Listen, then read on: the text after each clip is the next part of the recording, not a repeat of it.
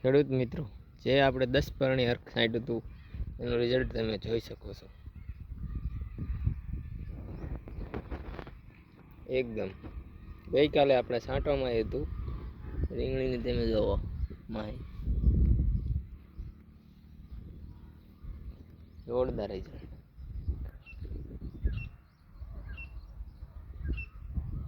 10 પરણી અર્ક અને ગોપાલ સુધીના બેક્ટેરિયા એક જ દિવસમાં ઘણો બધો ફેર દેખાય.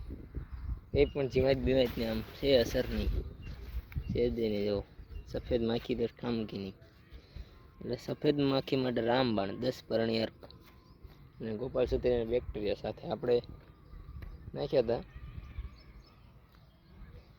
જો રીંગણી જો તમે